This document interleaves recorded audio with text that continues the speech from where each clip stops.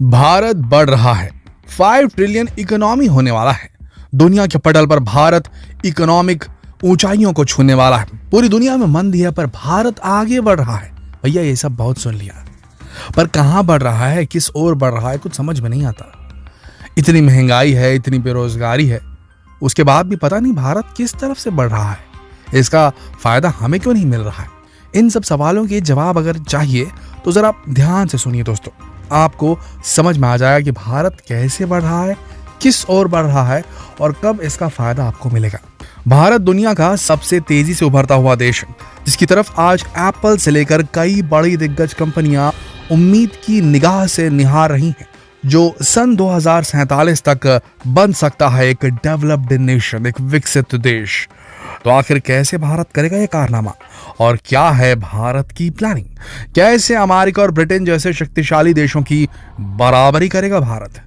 आज हम आपको पूरा प्लान बताने जा रहे हैं कि आखिर 2047 तक हमारा देश कैसे पूर्ण विकसित देशों की लाइन में खड़ा दिखाई देगा और उसके लिए हम कितनी मेहनत कर रहे हैं। यकीन मानिए ये वीडियो देखने के बाद आपका सीना गर्व से चौड़ा हो ही जाएगा और आप चीख कर बोलेंगे भारत माता की जय। तो कुर्सी की पेटी बांध लीजिए, क्योंकि आज हम आपको दिखाने वाले हैं भारत का भविष्य, जो आज से पहले आपने न कहीं देखा न कहीं सुना होगा। अब इतनी गजब की जानकारी देने की एवज में हम आपसे केवल इतना मांगते हैं कि हमारे चैनल को सब्सक्राइब कर दीजिए, क्योंकि इससे हमारी भी थोड़ी तरक्की हो जाएगी और ये भी भारत के निर्माण का एक हिस्सा ही तो है। तो चलिए शुरू करते हैं। भारत 2047 में अपना 100वां स्वतंत्रता दिवस मना रहा होगा, इंडिपेंडेंस डे मना रहा होगा। अब देश की अर्थव्यवस्था 26 ट्रिलियन की हो जाएगी। 26 ट्रिलियन ऐसा प्रेडिक्ट किया जा रहा है।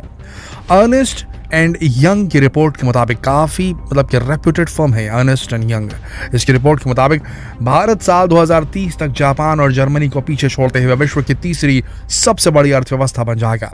EY ने अपनी रिपोर्ट, जिसका नाम India at 2047 realising the potential of 26 trillion economy में ये अनुमान जताया है कि वर्ष 2047-48 तक भारत में प्रति व्यक्ति आय $15,000 हो जाएगी। OECD ने भारत की ग्रोथ प्रोफाइल को देखते हुए अपने मेथोडोलॉजी में इसके अनुरूप परिवर्तन करते हुए लंबी अवधि में वर्ष 2028 के बाद की बात कही है।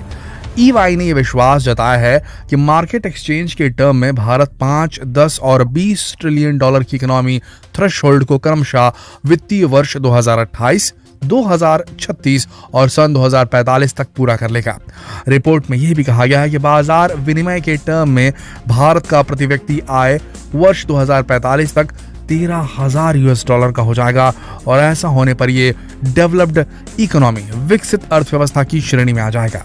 देश के अलग अलग सेक्टर इसे साल 2047 तक विकसित देशों की लिस्ट में शामिल करने में अपना योगदान देंगे और उसमें सबसे पहला नाम आएगा सर्विस सेक्टर का।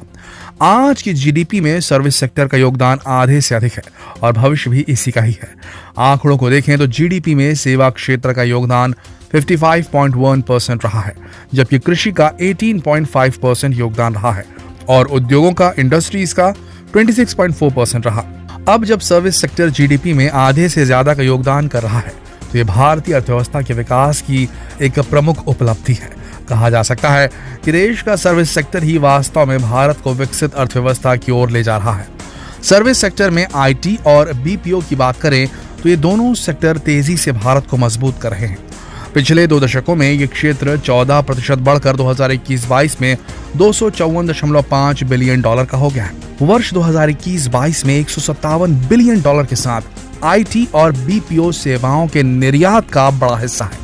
आज दुनिया की सभी बड़ी टॉप IT कंपनियों में बड़े बड़े पदों पर बैठे लोग भारतीय हैं और वहां पर काम करने वाले सबसे कुशल इंजीनियर भारत से ही हैं।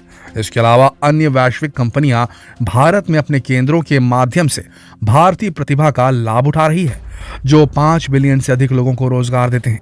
EY का मानना है कि साल 2047 तक अधिकांश भारतीय और वैश्विक IT सेवा कंपनियों के पास भारत में क्लाउड, एनालिटिक्स और AI यानी कि आर्टिफिशियल इंटेलिजेंस और अन्य प्रौद्योगिकी के लिए उत्कृष्टता केंद्र होगा। यानी सर्विस सेक्टर हमारे देश को एक दिन इतनी ऊंचाई पर ले जाएगा जिसका सपना बाकी देश सिर्फ सपने में ही सोच सकते हैं। अब अगले नंबर पर है स्टार्टअप। हमारे देश में हर व्यक्ति के पास एक आइडिया है, जो समाज में लोगों की समस्याओं का समाधान करना चाहता है, और इसे हम कहते हैं स्टार्टअप। सन 2014 से ही देश को विकास के मार्ग पर आगे बढ़ाने के लिए पीएम मुद्रा योजना, startup India, stand up India, make in India, Svanidhi योजना जैसी कई महत्वाकांक्षी और अहम योजनाओं को लागू किया गया। स्टार्टअप से पहले 8 सालों में लगभग 109 यूनिकॉर्न कंपनियां खड़ी हो चुकी हैं। एक रिपोर्ट की माने तो दुनिया का हर 13वां यूनिकॉर्न भारत में है। PwC इंडिया के मुताबिक पिछले साल स्टार्टअप कंपनियों में सिर्फ 35.6 अरब डॉलर का निवेश हुआ। फंडिंग के मोर्चे पर भारतीय स्टार्टअप उतना प्रभावित नहीं हुआ जितना अमेरिका और चीन में असर पड़ा है। भारत का स्टार्टअप इकोसिस्टम का आधार काफी मजबूत है। आपने गौर किया होगा कि बीते कई सालों में ऐसे काफी स्टार्टअप निकलकर सामने आए हैं जो लगातार प्रॉफिट में चल रहे हैं और हजारों लोगों को रोजगार दे रहे हैं। यहाँ तक कि बैंगलोर को इंडिया का सिलिकॉन वैली भी कहा जाने लगा है। अब अगर FDI यानी कि विदेशी निवेश की बात करें तो भारत में सबसे ज्यादा विदेशी निवेश कंप्यूटर, सॉफ्टवेयर और हार्डवेयर के सेक्टर में होता है। 2021-22 में इस सेक्टर में 76,000 करोड़ रुपए से ज्यादा का FDI आया है। दूसरे नंबर पर ऑटोमोबाइल सेक्टर है, जहां 43,884 करोड़ रुपए का विदेशी निवेश आया है। उसके बाद 39,797 करोड़ रुपए सर्विस सेक्टर में, 22,141 करोड़ रुपए ट्रेडिंग में और 11,788 करोड़ रुपए का विदेशी निवेश कंस्ट्रक्शन सेक्टर में आया है। और ये निवेश लगातार बढ़ता जा रहा है। सन 2047 से पहले दुनिया की कई बड़ी कंपनियां भारत में आकर अपनी यूनिट लगा चुकी होंगी, जिसका सबसे बड़ा उदाहरण है एप्पल का इंडिया में आना। जी हाँ, आईफोन बनाने वाली कंपनी एप्पल अब चाइना से अपनी मैन्युफैक्चरिंग यूनिट को इंडिया में लगाना चाहती है। अभी तक दुनिया में बेचे जाने वाले लगभग 85% आईफोन चाइना में बनते आए हैं, लेकिन कुछ सालों में ऐसा होगा कि दुनिया का हर चौथा आईफोन इंडिया में बनाया गया होगा, मेड इन इंडिया होगा। हमारे देश की टाटा कंपनी लगभग 5,000 करोड़ रुपए में उस कंपनी को खरीदने जा रही है जो अभी तक आईफोन बनाया करती थी।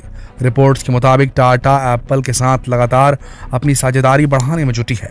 कर्नाटका में बेंगलुरु के नजदीक होसूर में टाटा आईफोन के लिए कंपोनेंट बना रही है। साथ ही टाटा 100 के करीब एप्पल स्टोर्स खोलने वाली है देश भर में, और पहला स्टोर मुंबई में खुलने वाला है।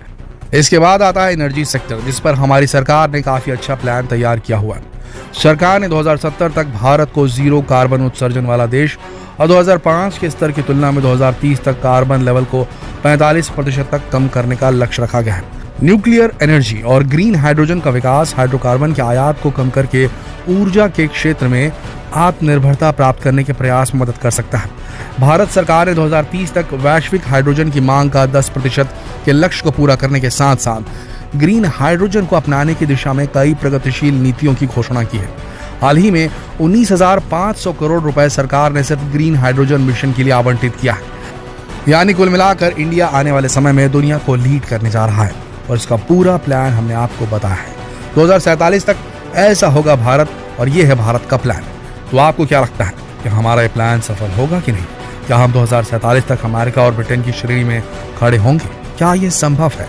आपके जवाब हमें कमेंट करके जरूर बताइएगा, और इस वीडियो को अधिक से अधिक लोगों के बीच शेयर करके उन्हें भी इसकी जानकारी दीजिए कि हमारा देश कितनी तेजी से आगे बढ़ रहा है। वीडियो के अंत तक बने रहने के लिए आपका धन्यवाद। जल्द ही मिलते हैं एक नए वीडियो के साथ, और इस चैनल को सब्सक्राइब तो कर ही लिया होगा आपने, और नहीं किया तो कर लीजिए। कल फिर मिलते हैं एक और दिलचस्प वीडियो में। तब तक के लिए आप सबका इस वीडियो के अंत तक बने रहने के लिए दिल से धन्यवाद।